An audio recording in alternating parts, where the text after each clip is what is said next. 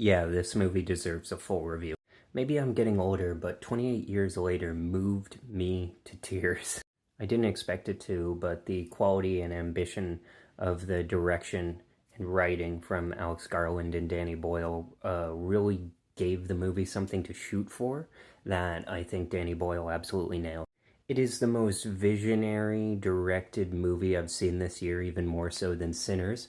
And I do think it even, because it has a bit more to work with, maybe, has something even higher to say than Sinners.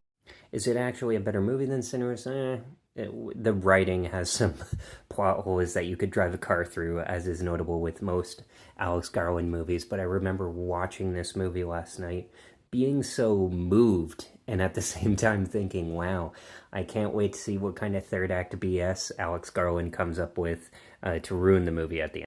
The performances across the board were great. Aaron Taylor Johnson is good. I find him to be a pretty consistent, sort of bland actor. No, I had thought based on Twitter consultations and stuff that the movie was like spoiled for me and was going to go one way based on the judging of certain performances and screen time, but I was totally wrong. This kid is good in it, but Danny Boyle has been known for directing kid performances very well.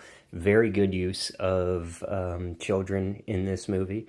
It amplifies the themes of the movie immensely and gives the story a window to be told a tale about like British colonialism and how we view our country. A lot of what you need to know, or what somebody said on Twitter, all I need to know about Danny Boyle is that he turned down a knighthood after directing the 2012 London Olympics. And, you know, he's won an Oscar for Slumdog Millionaire. He also did Yesterday, which was an okay movie.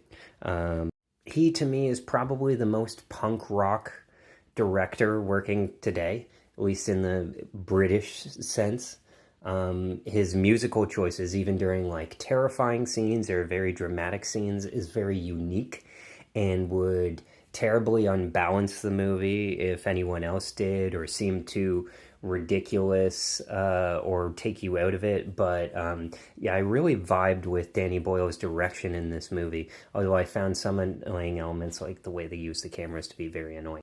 There's actually not a lot of action in this movie as you would think. It more exists for the sake of drama or to break up the pace. But I wasn't disappointed because the story itself was finally told and moved at a decent pace, which was its own.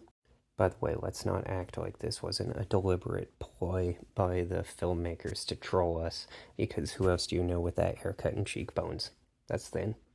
Ray Fiennes sort of gives a greatest hits performance. He appears at first to be someone sort of like Amon Goeth or, Voldemort, he even looks like at times.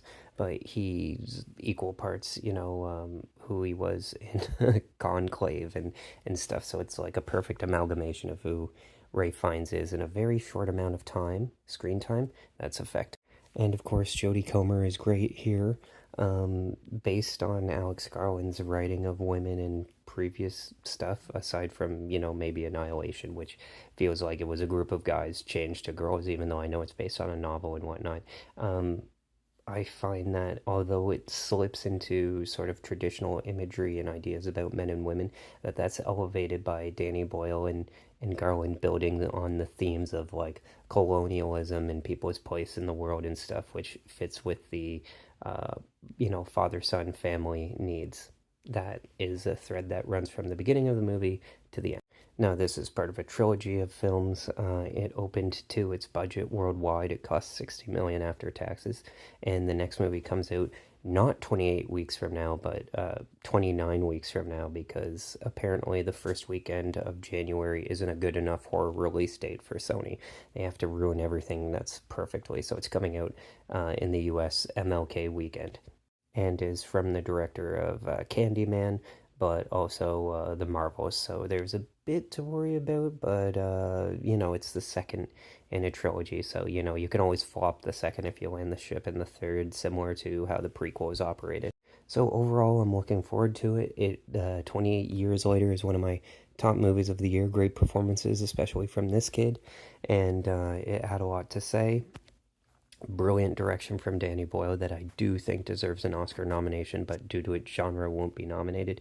And I would give it an 8 out of 10, or the 4 stars you saw below. Again, there's some super ridiculous, nitpicky stuff that I'm sure a lot of other reviewers on here will get into.